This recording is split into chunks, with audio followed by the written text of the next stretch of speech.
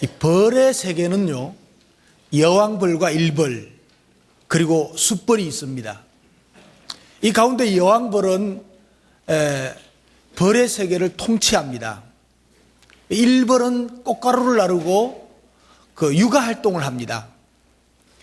그 일벌이 산란하는 경우가 있는데, 이 경우는 여왕벌이 생산 능력을 상실했을 때 이 여왕벌을 없애고 알을 낳습니다. 그리고 그 가운데서 여왕벌을 키워냅니다. 숫벌은 일도 하지 않고 새끼도 기르지 않고 일생에 단 한 번 수정만 할 뿐입니다. 그런데 일벌보다도 몸이 큰 여왕벌은 벌 세계의 완전히 지도자입니다. 여왕벌이 움직이는 대로 벌은 움직입니다. 그리고 중요한 것은요, 산란을 해서 새끼를 치는데요, 암펄들도 새끼를 치지만 암벌이 친 새끼는 숫벌이 됩니다. 여왕벌이 치는 새끼만이 일벌이 되어서 벌의 세계를 움직입니다. 이처럼 그 여왕벌은 아주 중요한 존재입니다. 그런데 이 여왕벌이 처음부터 여왕벌로 태어나는 것이 아니라는 것입니다. 많은 수많은 일벌들 중에서 특별히 한 벌을 갖다가 양육을 한다는 것입니다. 여왕벌로 만들기 위해서 일벌들의 그 인두샘에서 분비되는 로얄 젤리를 특별히 먹이고 훈련을 시킨다는 거죠. 그렇게 양육이 되면 어느덧 여왕벌이 된다는 것입니다. 처음부터 여왕벌에 씨가 있거나 능력이 있는 것이 아닙니다. 여왕벌은 철저하게 양육을 통해서 여왕벌이 된다는 겁니다. 사람도 마찬가지입니다. 사람도 처음부터 뛰어난 존재가 있는 것이 아니고 어떻게 양육하느냐, 어떻게 양육받느냐에 따라서 그 인생의 역할이 달라진다는 것입니다. 처음부터 우수한 씨, 지도자의 씨, 처음부터 특별한 재능의 씨를 가지고 태어나는 것이 아니라는 것이죠. 물론 부모로부터 물려받은 재능이 있습니다. 그러나 그것은 모든 인생을 다 좌지우지하고 결정하는 것이 아니라는 것이죠. 중요한 것은 어떻게 양육하고 어떻게 양육받느냐입니다. 우리는 그 타고난 성품과 타고난 머리, 타고난 재능, 타고난 체력들이 다 있긴 합니다. 그러나 그것이 100% 그 인생을 결정하는 것이 아니라는 사실입니다. 성품과 재능은 부모의 영향을 받긴 하지만 자라는 과정에서 어떠한 인격 훈련을 받느냐에 따라서 또 어떤 재능을 키우고 개발시키느냐에 따라서 달려있다는 것입니다. 여러분, 누가 처음부터 폭력, 강도, 살인범으로 태어납니까? 처음부터 성인으로 어른으로 태어나는 사람이 없지 않습니까? 누가 처음부터 과학자로 태어나고 예술가로 태어나고 전문가로 태어나는 게 아니지 않습니까? 부모와 이 사회로부터 영향을 받기 때문입니다. 어떤 영향을 받았느냐, 어떻게 양육되었느냐, 어떤 교육과 환경 속에서 자랐느냐 하는 것이 중요하다는 것이죠. 성경에서 우리는 위대한 성인들을 봅니다. 그런데 종종 한 사람의 이름을 성경에서 거론할 때 그 사람의 이름만 금명하지 않고 누구의 손자고 누구의 아들이고 이렇게 족보를 따지는 것을 볼 수가 있습니다. 여기에는 아주 중요한 이유가 있습니다. 그것은 어떤 집안에서 어떤 영향을 받고 자랐는지를 보여주는 것입니다. 마땅히 그럴 수밖에 없다는 사실을 교육적으로 보여주고 있는 것입니다. 이러한 차원에서 오늘 우리는 우리에게 주신 하나님의 말씀을 통해서 하나님의 음성을 들을 수 있어야 됩니다. 오늘 본문 말씀은요, 너희 자녀를 노엽게 하지 말고 오직 주의 교양과 훈계로 양육하라 이렇게 말씀합니다. 오늘은 어린이 주일입니다. 그래서 오늘 본문 말씀을 중심으로 해서 자녀 양육 잘 합시다 제목을 잡았습니다. 옆 사람 보고 자녀 양육 잘 하십시다.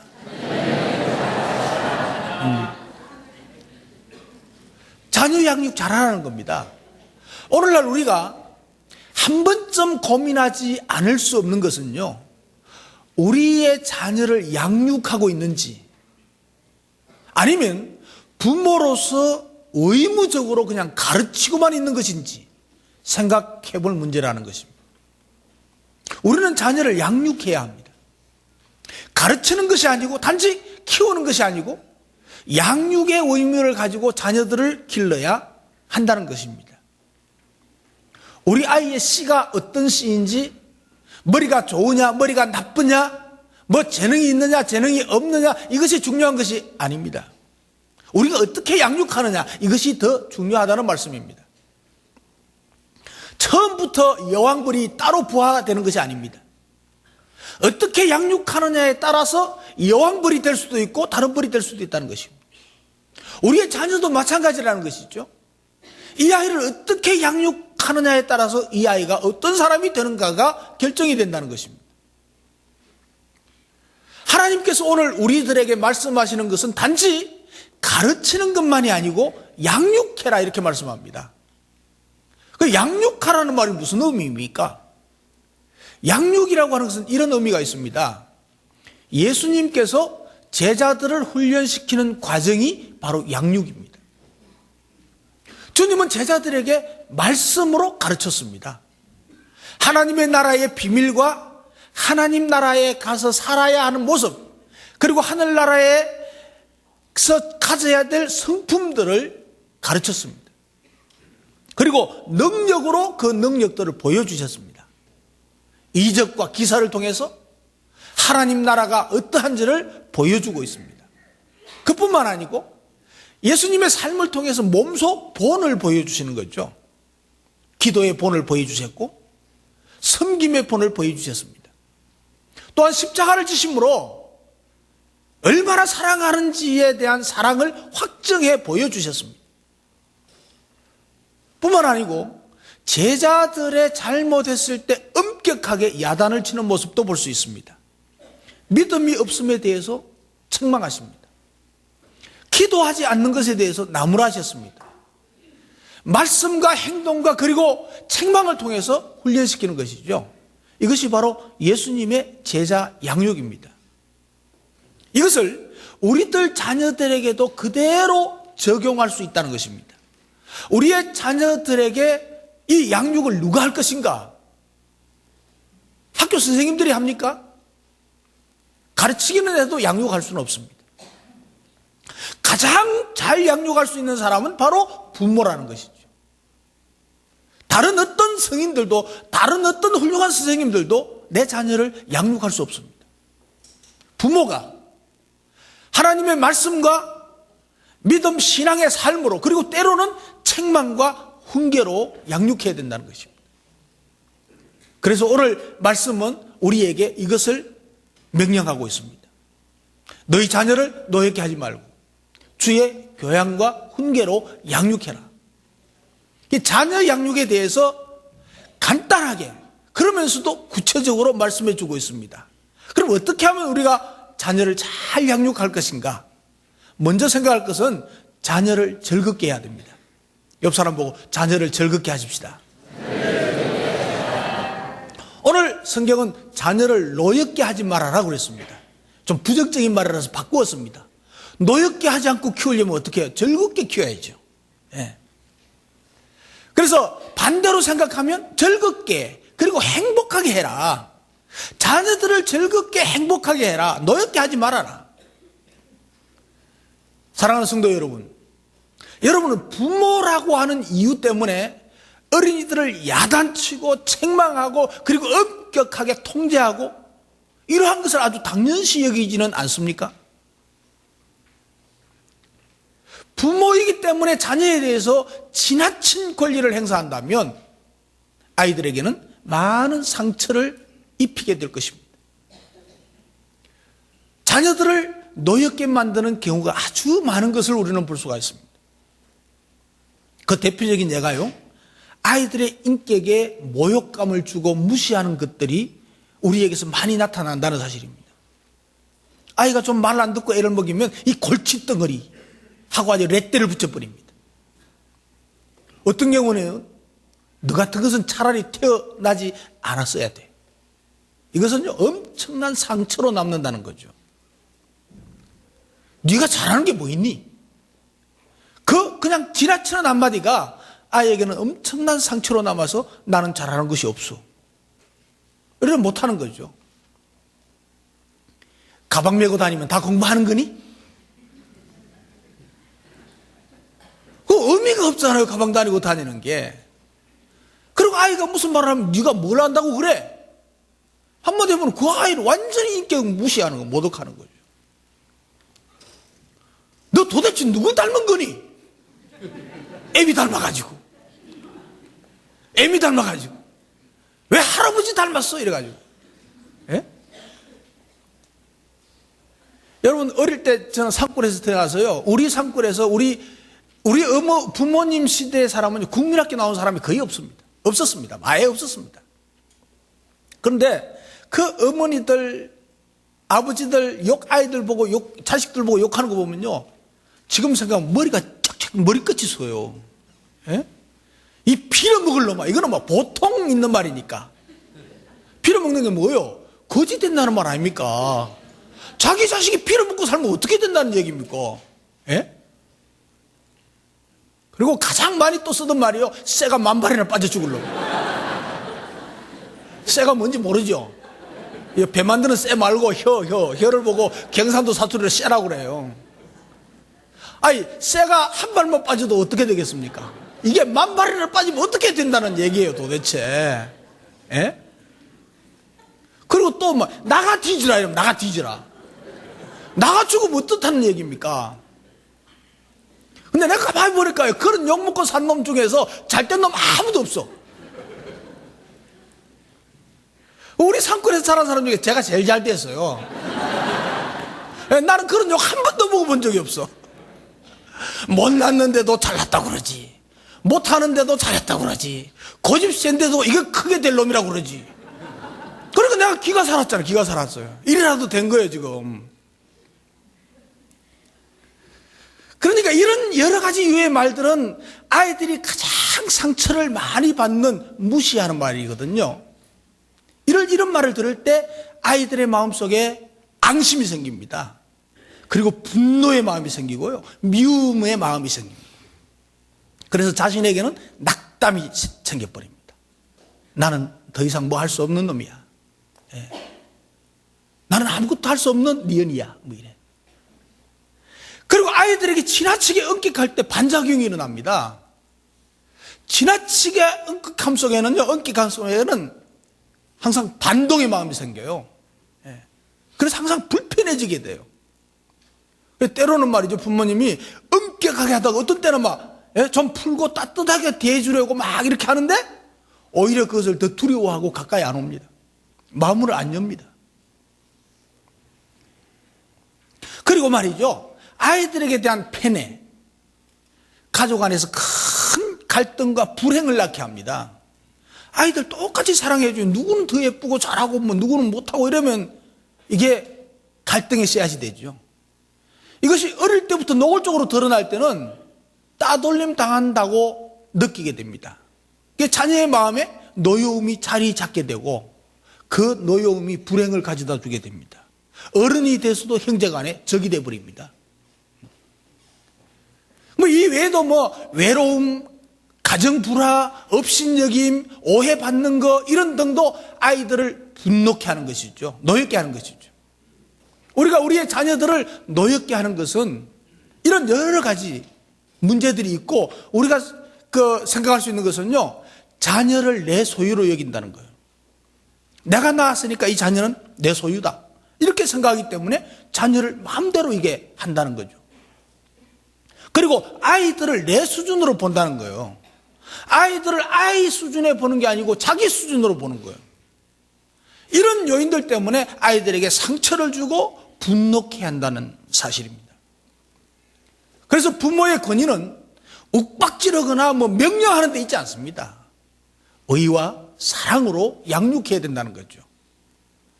그래서 부모는 자녀들을 동일하게 똑같이 사랑하고 그들의 입장에서 보면서 그들을 격려하고 세워주는 역할을 해야 잘 양육하는 것이라는 것이죠. 그래서 참된 양육은 우리의 자녀들을 격려해주고 칭찬해주는 겁니다. 이 아이의 수준과 그 아이의 입장에서 보고 생각하고 격려해주는 것이 잘 양육하는 것입니다. 여기서 아이의 인격이 자라고 지혜가 자라고 그 재능이 자라게 되는 것이죠. 그러면 당당하게 되고 자신감을 가지게 되는 것이죠. 그래서 즐겁게 행복하게 자라도록 양육해야 됩니다. 노엽게 하지 말라 그것만 생각하지 마시고 노엽게 하지 말면 어떻게 해야 되느냐? 즐겁게 하고 행복하게 해줘야 되죠. 그래서 그 가정이 항상 많이 웃도록, 그러면 웃으면 육체적으로도 건강해진대요. 최근 통계를 보니까요, 5초를 웃으면요 15분 조깅한 것만큼 그 피가 잘 돈대요. 그러니까 이 웃으면서 행복하게 살게 하는 게 얼마나 좋은지 모릅니다. 그래서 호주나 일본에서는요 환자들에게 웃기는 치료법이 각광을 받고 있대요. 그냥 병을 웃기면서 치료하는 거야. 그래서 가정에서 항상 즐거운 분위기를 만들어 가야 합니다. 근데 가만히 보면요, 웃어야 될 자리에 웃지 않는 사람들이 있습니다. 우리 교인들은 거의 대부분 잘 웃는데 그래도 안 웃는 사람 가끔 있어요. 안 웃는 사람들의 웃지 않는 이유를 가만히 보면 몇 가지 이유가 있는데요. 이런 이유가 있어요. 마음에 분노가 있는 사람. 웃을 수가 없죠. 미움으로 가득 차 있는 사람. 어떻게 웃음이 나오겠어요? 마음에 걱정근심이 가득한 사람. 교만한 사람. 쥐가 최고인데 다른 사람 웃기는 거 웃을 필요가 없죠. 또 설교자를 무시하는 사람. 아니, 설교자를 무시하는데 웃겠어요? 소극적인 사람. 딴 생각하는 사람. 지금 열심히 설교하고 있는데 지금 딴 생각하는 사람이 있어. 웃을 수가 없어 지금 안 웃는 사람. 생활에 즐거움이 없는 사람. 부부관계가 안 좋은 사람.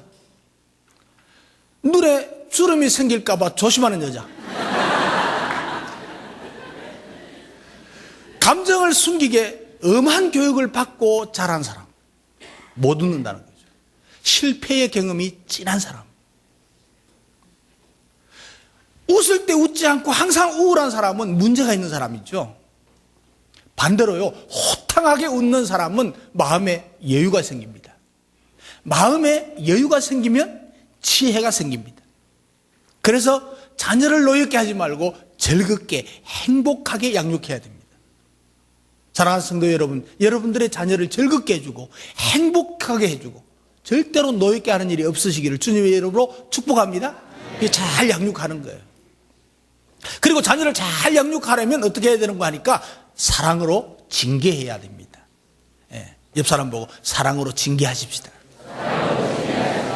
예, 주의 교양과 훈계로 양육하라. 이 격려만 해서 칭찬만 해서는 안 되고 잘못된 것에 대해서는 엄격한 교육이 있어야 된다는 것입니다. 교양이라고 하는 말은요, 교육이라는 뜻도 있지만 징계라는 의미도 있습니다. 이런 자녀를 교육하는 데 있어서 책벌을 통해서 훈련하라는 말입니다. 그 징계를 통해서 자녀들의 잘못된 점을 교정시키라는 것입니다. 성경은요, 자녀 교육에 있어서 채찍과 사랑을 동시에 말하고 있습니다. 그리고 징계에 대한 유익함에 대해서 성경은 말하고 있죠.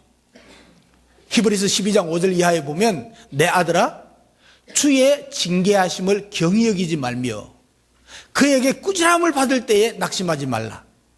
주께서 그 사랑하시는 자를 징계하시고 그의 받으시는 아들마다 채찍질 하시느니라. 누구를 징계한다고요? 사랑하는 자에게 징계합니다. 종교개혁자 마틴 루터는 자주 이런 말을 사용했다고 합니다. 채찍을 아끼면 자녀를 버린다. 자녀 망친다. 그러나 채찍 옆에는 사과를 두었다가 자녀들이 잘했을 때는 그 사과를 주라. 이렇게 말했다고 합니다. 히브리서 12장 11절에는 징계가 당시에는 즐거워 보이지 않고 슬퍼 보이나 후에는 그로 말미암아 연단한 자에게는 의의 평강한 열매가 맺나니. 징계가 그때는 좋지 않아요. 그러나 후에 아름다운 열매를 맺는다고. 잠언 13장 24절에는 초다를 참아 못하는 자는 그 자식을 미워함이라. 초다, 징계를 못하고 꾸짖지 못하는 자는 그 자식을 미워하는 것이 된다. 자식을 사랑하는 자는 건실히 징계하느니라. 예. 특별히 우리 어린 아이들을 가진 부모님들은 꼭 기억해야 돼요. 아이들 사랑하고 좋다고 막 그냥 잘못해도 그냥 넘어가고, 예. 뭐 음식점에 가서 막 야단치고 개판 만들어도 막 그냥 두고 막, 예. 그러면 안 돼요. 여기서는 조용히 하는 것이야. 여기서는 좀 가만히 있는 것이야. 이런 것도 잘 교육을 시켜야 돼요. 근데 가만히 식당에 가서 보면 믿는 자의 자녀들이 더 또 떠들고 다녀. 예. 저 유아실에 좀 조심해야 돼. 잠언 23장 13절 이하에 보면 자녀를 훈계하지 아니치 말라. 복잡하게 이야기하고 있는. 자녀를 훈계하지 아니치 말라. 훈계하라 이 말입니다. 그래 적극적으로 훈계해라 이 말입니다. 채찍으로 그를 때릴지라도 죽지 아니하리라. 채찍으로 때리도 안 죽는데, 왜? 부모가 사랑하는 마음으로 자녀를 때릴 때는 더 심하게 안 때린다는 거예요. 걱정하지 말고 좀 세게 때리라는 거예요. 때리는 척만 하고 말면요, 아 우리 엄마 날 아껴가지고 안 때려, 그러고 마음대로 하죠. 야무딱지게 죽지 않을 정도로 좀 때려야지. 채찍으로 때릴 때도 안 죽는데 죽지 아니하리라. 내 말이 아니고 성경 말씀입니다. 그를 채찍으로 때리면 그 영혼을 음부에서 구원하리라. 굉장히 중요한 것입니다. 아무 때나 때리라는 말 아니에요. 그렇다고 해서 또. 예. 성경은 이렇듯 체벌을 하라고 말씀하십니다. 성경은 잘못한 것에 대해서 엄격하게 책벌하십니다. 그것이 의와 사랑으로 이루어지는 교육이 되기 때문입니다. 그런데 우리가 여기서 분명히 한 가지 알아야 될 것이 있습니다. 부모의 자세와 태도입니다.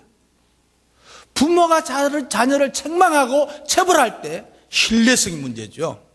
그 권위 문제입니다. 부모가 부모로서의 권위, 신앙적인 영적인 권위가 없으면 안 된다는 거예요.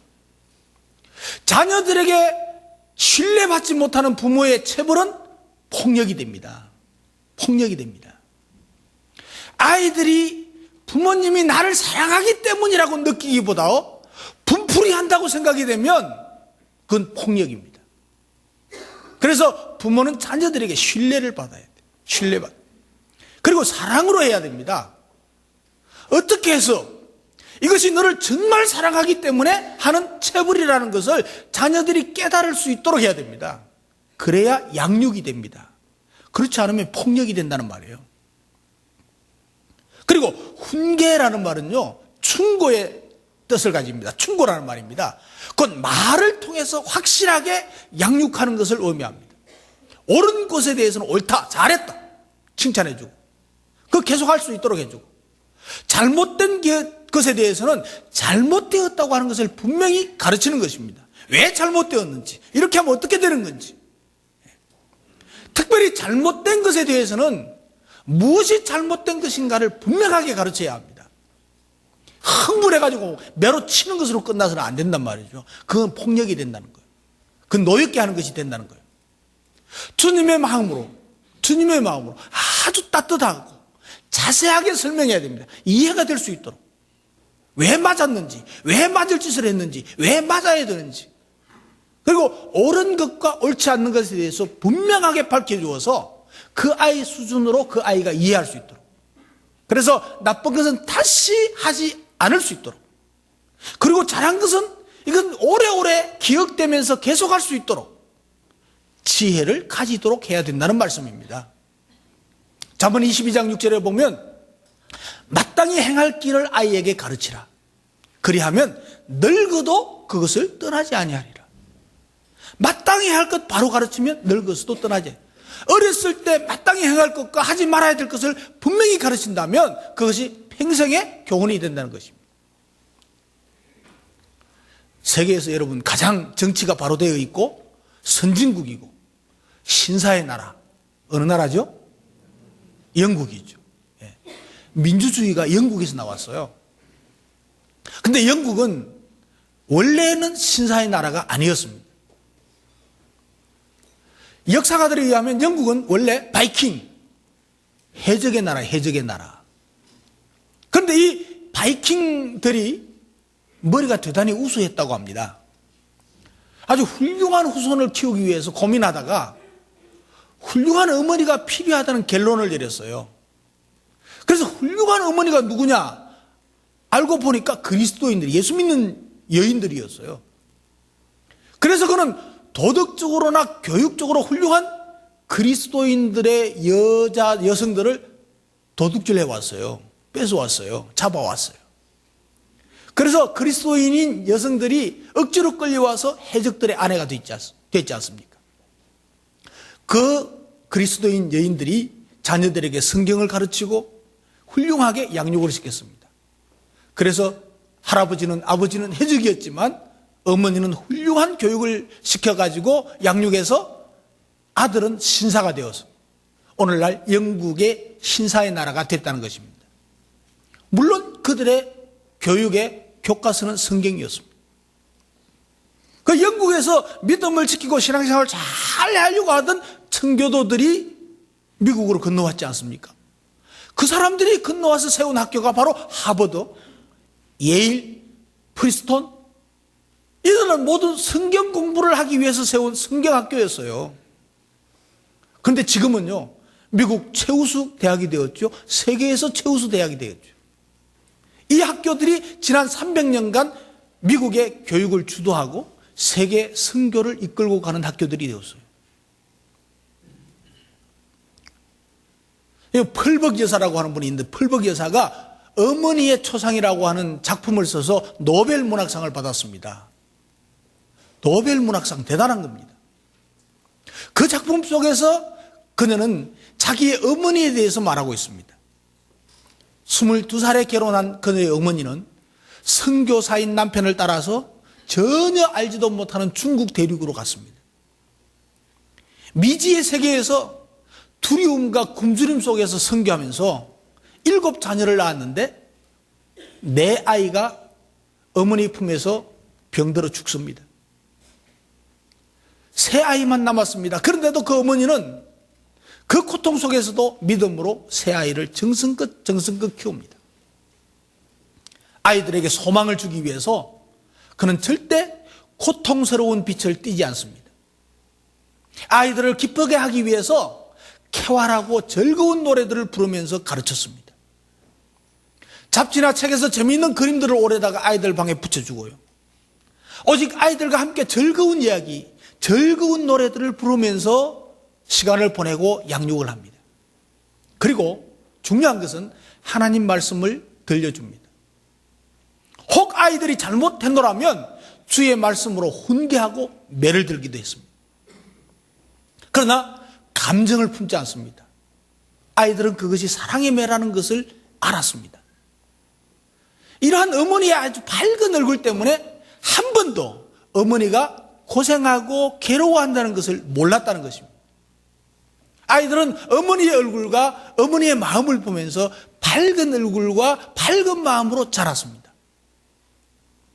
3 자녀 가운데 그 가운데 한 자녀가 펄벅 여사였습니다. 노벨상 수상자였다는 거죠. 사랑하는 성도 여러분, 우리는 지금 자녀들을 어떻게 양육하고 있습니까? 우리는 하나님께로부터 자녀들을 양육하라고 위탁받았습니다. 위탁을 받은 우리는 하나님의 자녀로 양육해야 된다는 의무가 주어져 있습니다. 우리가 우리의 자녀를 어떻게 양육했는가, 어떻게 양육하고 있는가를 다시 한번 생각하면서 자녀를 즐겁게 양육하고 사랑으로 징계하면서 하나님의 사람으로 아름답게 자라갈 수 있도록 잘 양육하는 저와 여러분 되시기를 주님의 이름으로 축복합니다. 기도하겠습니다.